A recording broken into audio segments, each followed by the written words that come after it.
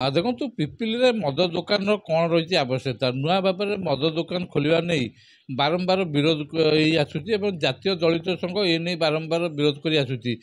ଜାତୀୟ ରାଜପଥରେ ହେଉ କିମ୍ବା ପୋଲିସ ଷ୍ଟେସନ ସମ୍ମୁଖରେ ହେଉ କିମ୍ବା ତହସିଲଦାରଙ୍କ ସମ୍ମୁଖରେ କାର୍ଯ୍ୟାଳୟ ସମ୍ମୁଖରେ ହେଉ ବିଭିନ୍ନ ସ୍ଥାନରେ ବିରୋଧ କରି ଆସୁଛି ଏବଂ ବିରୋଧର କାରଣ କ'ଣ ରହିଛି ଜାତୀୟ ଦଳିତ ସଂଘର ଯିଏ ସଭାପତି ରହିଛନ୍ତି ବିଜୟ ସେଠୀ ସିଧାସଳଖ ତାଙ୍କ ସହିତ ଆଲୋଚନା କରିବା କ'ଣ ପାଇଁ ଆକ୍ଚୁଆଲି ବିରୋଧ ରହିଛି ସେ ବିରୋଧର କାରଣ କ'ଣ ବିଜୟ ବାବୁ କ'ଣ ପାଇଁ ଆକ୍ଚୁଆଲି ଆପଣ ବିରୋଧ କରି ଆସୁଛନ୍ତି ଯେହେତୁ କୁହାଯାଉଛି ଆମର ମଦ ଦୋକାନ ଯେଉଁ ମାଧ୍ୟମରେ ଯେଉଁ ଅର୍ଥ ଆଦାୟ ହୁଏ ସରକାରଙ୍କର ବିଭିନ୍ନ ଜନହିତକାରୀ ଯୋଜନା ଲାଗେ ଆପଣମାନେ ବିରୋଧ କରିବା କାରଣ କ'ଣ?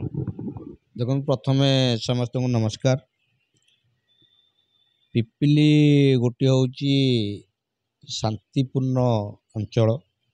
ସେ ଅଞ୍ଚଳରେ ତଥାପି ଏ ଅଞ୍ଚଳର ବଦମାସ ଲୋକଙ୍କର ଯେଉଁ କହନ୍ତି ପରାକାଷ୍ଠା ଯେଉଁ ତାଙ୍କର ପରାକାଷ୍ଠାରେ ଉତ୍ତରା ଠାରୁ ପିପିଲି ଅଞ୍ଚଳ ଆରମ୍ଭ ହେଉଛି। ଉତ୍ତରା ଠାରୁ ସାତଶଙ୍କ ଭିତରେ ଏବଂ ମିନିମମ୍ ବୋଧେ 10ଟି ସରକାରୀ ସ୍ୱୀକୃତିପ୍ରାପ୍ତ ମଦ ଦୋକାନ ଅଛି। ଯଦି ଆମେ ପିପିଲିର ପଞ୍ଚାୟତ ଅଞ୍ଚଳକୁ ଯିବା ତାହେଲେ ବେଆଇନ ଭାବରେ 500ରୁ ଉର୍ଦ୍ଧ୍ୱ ମଦ ଦୋକାନ ଅଛି। ତେଣୁ ଏଇ ପରିପ୍ରେକ୍ଷୀରେ ଯେଉଁ ସରକାର ତାଙ୍କର ପ୍ରତିଶ୍ରୁତି ଦେଇଥିଲେ ଇଲେକ୍ସନ୍ ପୂର୍ବରୁ ଯେ ଓଡ଼ିଶାକୁ ଆମେ ମଦମୁକ୍ତ କରିବୁ, ଆମେ ସେଦିନ ଭାବି ନେଇଥିଲୁ ଯେ ନିଶ୍ଚିତ ଭାବରେ ଗୋଟେ ଓଡ଼ିଶା ମଦମୁକ୍ତ ହେବ ମାନେ ନିଶ୍ଚିତ ଭାବରେ ଓଡ଼ିଶାର ଲୋକ ଗୋଟେ ମୁଖ୍ୟ ସ୍ରୋତକୁ ଆସିବେ। କିନ୍ତୁ ଏବେ ଦେଖୁଛୁ ଯେ ବର୍ତ୍ତମାନ ପିପିଲିରେ 10ଟି ମଦ କାଉଣ୍ଟର ଥିଲା ପରେ ବି ଆଉ ଗୋଟିଏ ମଦ ବାର୍ କରିବା ପାଇଁ ସରକାର ତାଙ୍କୁ ଲାଇସେନ୍ସ ପ୍ରଦାନ କରିବେ ବୋଲି ସେ ତାଙ୍କର ଘୋଷଣା କରିଛନ୍ତି। ଏବଂ ଘୋଷଣାଟିକୁ କ'ଣ କରିଛନ୍ତି ନା ଯେଉଁଦିନ ବାହାରିଛି ତାଙ୍କର ଆଡ଼ଭର୍ଟାଇଜ୍ ପାଖାପାଖି 22 ଦିନ ସେ ତାଙ୍କ ନିଜ ପକେଟରେ ରଖି ମାନେ ତାଙ୍କର ଅଛି ଘୋଷଣାଟି ତାଙ୍କର ମରାଯିବ କେଉଁଠି ପଞ୍ଚାୟତ ଅଫିସରେ ମରାଯିବ, ବ୍ଲକରେ ମରାଯିବ, NSରେ ମରାଯିବ, ତାପରେ କାଳେ କେଉଁଠି ପବ୍ଲିକ ତା କମ୍ପ୍ଲେନ୍ କରିବେ ସେ ଜିନିଷଟାକୁ ପକେଟରେ ରଖି 22 ଦିନ ବିତିଲା ପରେ ମାତ୍ର 8 ଦିନ ଥିଲା ଆମେ ଜାଣିଲା ପରେ ଦେଖିଲୁ ପିପିଲି ଯେତେବେଳେ ଗୋଟେ ଶାନ୍ତି ବାତାବରଣ ଆଡ଼କୁ ଗତି କରୁଛି ସେତେବେଳେ କିଛି ଲୋକ ତାକୁ ପୁଣି ପୂର୍ବ ପରି ଅଶାନ୍ତ କରିବାକୁ ଚାହୁଁଛନ୍ତି। ପିପିଲିର ଇତିହାସକୁ ଯିବ, ପିପିଲି କି କିଏ କହୁଛି ପିପିଲି ହେଉଛି ବୋମାର କାରଖାନା, ପିପିଲି ହେଉଛି ଗୋଟେ ମାନେ ମର୍ଡର ପ୍ଲେସ୍, ସେଠି ଦିନ ରାତି ମର୍ଡର ହୁଅନ୍ତି। ପିପିଲିରେ ଅନେକ କ୍ରାଇମ୍ ଅଛି ବୋଲି ସାରା ଭାରତରେ ମଧ୍ୟ ଲୋକ ଜାଣିଛନ୍ତି। ପିପିଲି ଓଡ଼ିଶାର ପିପିଲି ଯେଉଁଠି ଚାନ୍ଦୁଆ ତିଆରି ହୁଏ, ଗୋଟେ ପଟେ ବିଶ୍ୱ ପ୍ରସିଦ୍ଧ ଚାନ୍ଦୁଆ ଆଉ ଗୋଟେ ପଟେ ତାକୁ ଏଭଳି କରିକି ରଖିଥାନ୍ତି ଯେ ସେଇ ଯେଉଁ ସୁନାମ ଏବଂ ଶାନ୍ତିପୂର୍ଣ୍ଣ ପୁଣି ପୁନର୍ବାର କ୍ଷତି ହେଇଯିବ, ପୁଣି ପିପିଲି ଅଶାନ୍ତ ହେବ। ଏଥିପାଇଁ ଆମେ ମଦ ବିରୋଧୀ ଆନ୍ଦୋଳନ କରୁଛୁ। କାହିଁକିନା ଯେଉଁମାନେ କରୁଛନ୍ତି ସେମାନେ କ'ଣ ଭାବୁଛନ୍ତି ପିପିଲିର ଅଧିକା ମଦୁଆ, ପିପିଲିଟା ମଦୁଆ ଅଞ୍ଚଳ, ପିପିଲି ବାସିନ୍ଦା ସବୁବେଳେ ମଦ ପିଅନ୍ତି। କାହିଁକି ଯେଉଁମାନେ କରୁଛନ୍ତି ସେମାନେ ତ ଆମ ଅଞ୍ଚଳର ଲୋକ ନୁହନ୍ତି, ସେମାନେ ତାଙ୍କ ଅଞ୍ଚଳରେ କରୁନାହାନ୍ତି ଓ ତାଙ୍କ ଅଞ୍ଚଳର ଲୋକ ମଦ ପିଇକି ମରିବେ ନାହିଁ। ଆମ ପିପିଲି ଅଞ୍ଚଳ ପୁରା ଶସ୍ତା, ଏଠି ମଦ ପିଇକି ମରିବାର ନଜିର ମଧ୍ୟ ରହିଛି। ନିକଟସ୍ଥ ଲକ୍ଷ୍ମୀନାରାୟଣପୁର ପଞ୍ଚାୟତରେ ଗୋଟିଏ ପରିବାରରୁ 3 ଜଣ ମରିଛନ୍ତି। ବହୁତ ରାହାଜାନୀ ହେଉଛି, ଆକ୍ସିଡେଣ୍ଟ ହେଉଛି। କ'ଣ ପାଇଁ ପିପିଲି ଲୋକଙ୍କୁ ମଦ ଦେଇକି ମାରିବା, ପୁଣି କାକଟପୁର ଲୋକ ଆସିବେ, ଭୁବନେଶ୍ୱର ଲୋକ ଆସିବେ, କୁଆଡ଼ୁ କୁଆଡ଼ୁ ଲୋକ ଆସି ଏଠି ମଦ ଦୋକାନ କରି ଏଭଳି କରିବେ। କାହିଁକି ପିପିଲିଟା କ'ଣ ଶସ୍ତା? ଏ ମଦ ଦୋକାନ ଖୋଲିବା ପାଇଁ ମଧ୍ୟ ଆପଣଙ୍କୁ ଫୋନ୍ ପେ ମାଧ୍ୟମରେ ମଧ୍ୟ 20,000 ଟଙ୍କା ଦିଆଯାଇଥିଲା। ଆପଣ ମଧ୍ୟ ଥାନାରେ ଅଭିଯୋଗ କରୁଥିଲେ। ମାନେ ମଦ ଦୋକାନ ଖୋଲିବା ନେଇ ମଧ୍ୟ ବିଭିନ୍ନ ସମୟରେ ଆପଣଙ୍କ ଉପରେ ଚାପ ପକାଯାଉଛି, କିଛି ଟଙ୍କା ନେଇକି ଚୁପ୍ ରହିବାକୁ ମଧ୍ୟ ବାଧ୍ୟ କରାଯାଉଛି। ଏ କାରଣ କ'ଣ ହୋଇପାରେ? ହଁ, ମଦ ଦୋକାନ ଯେଉଁ ଆନ୍ଦୋଳନ ହେଲା, ଆନ୍ଦୋଳନ ପରେ ଜଣେ ଲୋକ ମୋତେ ବେଆଇନ ସେ ତାକୁ ଚିହ୍ନେ ନାହିଁ କି ଜାଣେ ନାହିଁ, ମୋ ଆକାଉଣ୍ଟକୁ 20,000 ଟଙ୍କା ଛାଡ଼ିଲା କେଉଁଠି ମୋର ଆକାଉଣ୍ଟ ନମ୍ବର ପାଇ ମୁଁ ତାକୁ ଥାନାରେ ଏତଲା କରିଥିଲି। କିନ୍ତୁ କଥା ହେଉଛି ପିପିଲି ମୋର ଲକ୍ଷ୍ୟ ହେଉଛି ପିପିଲି ଜନସାଧାରଣଙ୍କର କୌଣସି ପ୍ରକାର କ୍ଷତି ଆମେ ଦେଖିପାରିବୁ ନାହିଁ। ପିପିଲି ଜନସାଧାରଣଙ୍କର ରାଜନୈତିକ ଅଧିକାରରୁ ହେଉ, ତାଙ୍କର ନିଜସ୍ୱ ମୌଳିକ ଅଧିକାରରୁ ହେଉ କିମ୍ବା ଏ ମଦରୁ ହେଉ କୌଣସି ପ୍ରକାର କ୍ଷତି ଆମେ ଦେଖିପାରିବୁ ନାହିଁ। ଜନସାଧାରଣଙ୍କୁ ସୁରକ୍ଷିତ ରଖିବା ପାଇଁ ଆମେ ନିଜକୁ ବଳି ପକାଇ ଦେବୁ। ଏଠି ମୁଁ ବାରମ୍ବାର ମଧ୍ୟ ମୋ ସ୍ପିଚ୍ରେ କହିଛି ଲୋକମାନଙ୍କ ପାଇଁ ବଞ୍ଚିବି ଯଦି ଲୋକମାନଙ୍କର କ୍ଷତି ହେବ ମୋତେ ଯଦି ସେଥିରେ ପୋଲିସରେ ଗୁଳି ଖାଇବାକୁ ପଡ଼ିବ ତଥାପି ମୁଁ ଗୁଳି ଖାଇବା ପାଇଁ ପ୍ରସ୍ତୁତ ଅଛି କିନ୍ତୁ ପିପିଲିରେ ପୁନର୍ବାର ଅରାଜକତା ସୃଷ୍ଟି କରିବାକୁ ଦେବୁ ନାହିଁ। ଦେଖନ୍ତୁ ବାଇପାସ୍ରେ ଯଦି କହିବା ବାଇପାସ୍ରେ ମଦ ଦୋକାନ ପୂର୍ବରୁ ମଧ୍ୟ ରହିଛି, ସେଠି ମଧ୍ୟ ବିୟର ବାର୍ ରହିଛି। ଏବେ ଆଉ କ'ଣ ଆବଶ୍ୟକତା ରହୁଛି ପୁଣି ଗୋଟେ ମଦ ଦୋକାନ ଖୋଲିବା ପାଇଁ? এটা ତ କହିଲି ପିପିଲିରେ ଉତ୍ତରାଠାରୁ ସାତଶଙ୍କ ଭିତରେ 10ଟି ଅଛି। ଗୋଟେ ସାତଶଙ୍କ ବଜାର ଅଛି, ଗୋଟେ ମଙ୍ଗଳପୁର ବଜାର ଅଛି, ଗୋଟେ ମକୁନ୍ଦପୁର ବଜାର ଅଛି, ପିପିଲିରେ ଅଛି ସେ ମାନେ ଜଟଣୀ ରୋଡ଼ରେ ଗୋଟେ ଏବଂ ପିପିଲି ଭିତର ରୋଡ଼ ଟାଙ୍କି ପାଖେ ଗୋଟେ, ଆଉ ଗୋଟେ ଅଛି ବାଇପାସ୍ରେ, ଆଉ ଉତ୍ତରାରେ ମଧ୍ୟ ଗୁଡ଼ିଆ ପୋଖରୀରେ ମଧ୍ୟ ଅଛି। ଉତ୍ତରାରେ ମଧ୍ୟ 2ଟା ମଦ ଦୋକାନ ଗୋଟେ ଜାଗାରେ ଅଛି। ତେଣୁ ମଦ ବେପାରୀର କରିବା ପାଇଁ ସରକାରଙ୍କର ଯେଉଁ ନିୟମ ଯେଉଁ ଗାଇଡ଼ଲାଇନ୍କୁ ଟୋଟାଲି ଉଲ୍ଲଂଘନ କରି ମାନେ ଆଇନକୁ ବେସମ୍ମାନ କରି ଏଠି ମଦ ଦୋକାନ ଖୋଲା ହେଉଛି। ତେଣୁ ଇଏ ଯେଉଁ ମଦ ଦୋକାନଟି ଖୋଲା ହେଉଛି କାରଣ ସେ ମାନେ ଗୋଟିଏ କଥା ହେଲା ବାଇପାସ୍ରେ ଓଡ଼ିଶାର ଯେଉଁ ଆମର ବିଶ୍ୱ ପ୍ରସିଦ୍ଧ ଜାଗା ଅଛି ଜଗନ୍ନାଥ ପୁରୀ, ସେ ପୁରୀକୁ ସାରା ଦେଶରୁ ଲୋକ ଆସୁଛନ୍ତି। କାରଣ ଏ ବାଇପାସ୍ଟା ହେଉଛି ଯେଉଁ ଆମର ଭୁବନେଶ୍ୱରରୁ ପୁରୀ ରାସ୍ତାଟି ବାଇପାସ୍ଟି ସେ ସବୁବେଳେ ହେଉଛି ମାନେ ବିଜି ରୋଡ଼, ସବୁବେଳେ ସେ ଲୋକ ଯାତାୟାତ। ତେଣୁ ଏଇ ରୋଡ଼ରେ ତାଙ୍କର ବେପାରଟା ଅଧିକା ହେବ ବୋଲି ଏବଂ ତା ସହିତ ଅଞ୍ଚଳ ଲୋକ ମାନେ ମଦ ଖାଉଛନ୍ତି ପ୍ରମାଣ କରାଇ ସେ ଏଠି ଗୋଟେ ମଦ ଦୋକାନ ଖୋଲୁଛନ୍ତି।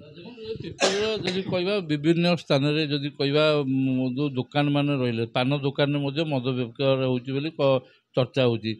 ଅବକାରୀ ବିଭାଗ ସେ ପ୍ରତି ଦୃଷ୍ଟି ଦେଉନି ଏବଂ ବିଶେଷ କରି ଯଦି କହିବା ମକୁନ୍ଦପୁର ଅଞ୍ଚଳରେ ମଧ୍ୟ ଯଦି ମଦ ତିଆରି କରାଯାଉଥିବା ମଧ୍ୟ ପୂର୍ବରୁ ମଧ୍ୟ ଅଭିଯୋଗ ହେଉଛି, ଏ ପ୍ରତି ମଧ୍ୟ ଅବକାରୀ ବିଭାଗ ଦୃଷ୍ଟି ଦେଉନି।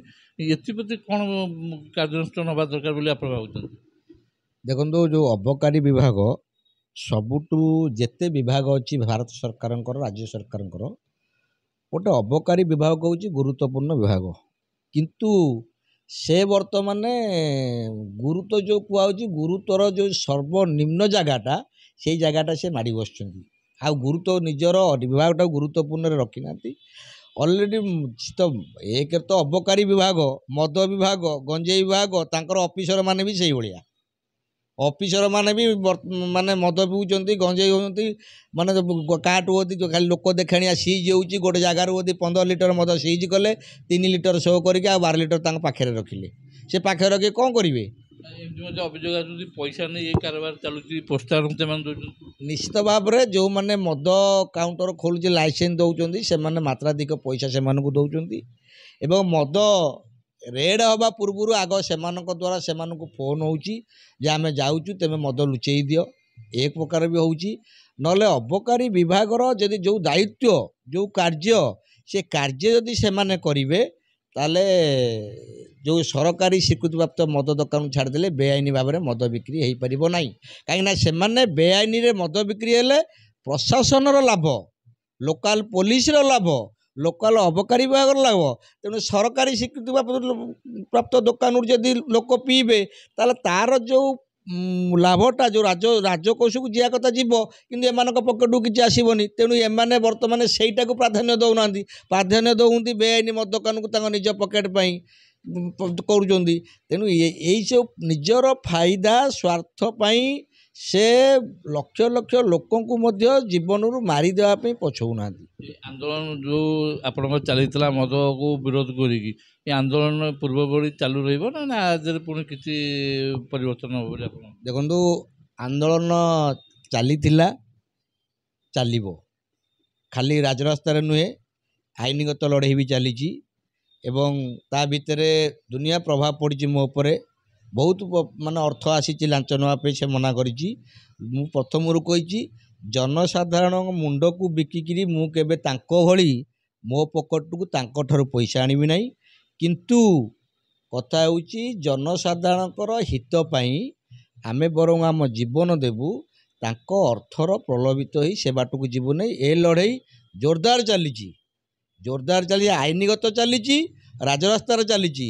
ବିଗତ ଦିନରେ ହଂସପାଳଠାରେ ଗୋଟେ ମଦ ଦୋକାନ ପୋଡ଼ା ଯାଇଥିଲା, ଆମେ ପଡ଼ିଥିଲୁ। ଯଦି ନୂଆ ମଦ ଦୋକାନ ଖୋଲାଯାଏ ଆମେ ଆଜି ବି କହୁଛୁ ସେ ମଦ ଦୋକାନକୁ ଆମେ ପୋଡ଼ିଦେବୁ। ଦେଖନ୍ତୁ ପିପିଲିରେ ବେଆଇନ ଭାବରେ ଯେଉଁଭଳି ଭାବରେ ମଦ କାରବାର ଚାଲିଛି, ଦିନକୁ ଦିନ କାରବାର ଚାଲିଛି, ଏହା ନେଇ ସରକାର କ'ଣ ପଦକ୍ଷେପ ନେବା ଦରକାର, ଅବକାରୀ ବିଭାଗ କ'ଣ ପଦକ୍ଷେପ ନେବା ବୋଲି ଆପଣ ଆଶା କରୁଛନ୍ତି? ଦେଖନ୍ତୁ ସରକାର ପଦକ୍ଷେପ କ'ଣ ନେବେ? ପଦକ୍ଷେପ ନ ନେବା ପାଇଁ ସେ ଆମକୁ ଇନଡାଇରେକ୍ଟଲି କହୁଛନ୍ତି। ଇଲେକ୍ସନ ପୂର୍ବରୁ କହିଲେ ଯେ ମୋହନ ମାଝୀ ମୁଁ ମାନେ ବିଜେପି ସରକାର କଲେ ଆମେ ଓଡ଼ିଶାକୁ ମଦମୁକ୍ତ କରିବୁ। ନୂଆ ମଦ ଦୋକାନ କେମିତି ହେଉଛି? ତାଙ୍କ ପ୍ରତିଶ୍ରୁତି ପ୍ରତାରଣା ହେଉଛି ନା ନାହିଁ? ତେଣୁ ସିଏ ପଦକ୍ଷେପ କ'ଣ ନେବେ? ପଦକ୍ଷେପ ନେବେ ନାହିଁ। ଏଇ ଯେଉଁ ମଦ ଦୋକାନ ହେଉଛି, ସ୍ଥାନୀୟ ବିଧାୟକ, ସ୍ଥାନୀୟ କୁଜି ନେତା ଠାରୁ ଆରମ୍ଭ କରି ମୋହନ ମାଝୀ ପର୍ଯ୍ୟନ୍ତ ସମସ୍ତଙ୍କ ପକେଟକୁ ଅର୍ଥ ଯାଉଛି। ତେଣୁ ମୁଁ ଗୋଟିଏ କଥା ଆଗରୁ କହିଛି, ଏମାନେ ନିଜ ସ୍ୱାର୍ଥ ପାଇଁ, ନିଜର ଉନ୍ନତି ପାଇଁ ଲକ୍ଷ ଲକ୍ଷ ଲୋକଙ୍କୁ ବଳି ପକାଇ ଦେବେ। ଇଏ କିଛି ପଦକ୍ଷେପ ନେଇପାରିବେନି। ପଦକ୍ଷେପ ନେଲେ ଯଦି ନିଅନ୍ତି ତାହେଲେ ନୂତନ ମଦ ଦୋକାନ ଖୋଲିବା ପାଇଁ ଯେଉଁ ଜନସାଧାରଣଙ୍କୁ ଯେଉଁ ନୋଟିସଟା ହୁଏ, ସେ ନୋଟିସ୍ ମାନେ କାହିଁକି ଏହା କରୁଥିଲେ? ସରକାର ତାଙ୍କ ଜିଦିରେ ଯଦି ଅଟଳ ରହିବେ ଯେ ମଦ ଦୋକାନ ଖୋଲିବା ପାଇଁ, ଆମେ ମଧ୍ୟ ଆମ ଜିଦିରେ ଅଟଳ ରହିବୁ ମଦ ଦୋକାନ ବନ୍ଦ କରିବା ପାଇଁ।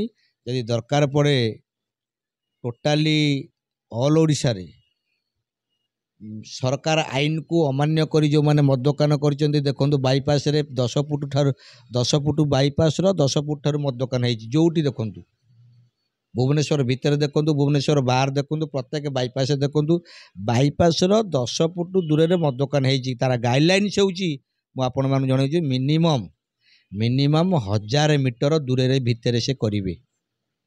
ସେଇଟା ଅଛି। ଦ୍ୱିତୀୟ କଥା ହେଲା, ମଦ ଦୋକାନ ଯେଉଁଠି ଥିବ ସେଠି ଦଳିତ ବସ୍ତି ନଥିବ। ଗୋଟେ ପାଠ ପଢ଼ୁଆ ପିଲା ସେ ବାଟ ଦେଇ ଯାଉନଥିବେ, ଛାତ୍ରଛାତ୍ରୀ ଯାଉନଥିବେ।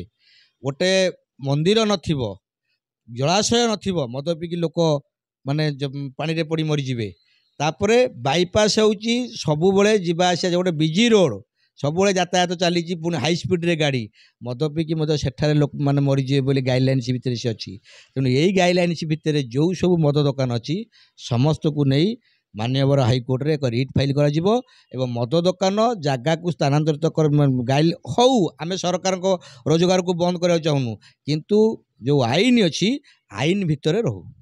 ଦେଖନ୍ତୁ, ସିଧାସଳଖ ବିଜୟ ସେଠୀଙ୍କର ପ୍ରତିକ୍ରିୟା ଆପଣମାନେ ଶୁଣୁଥିଲେ।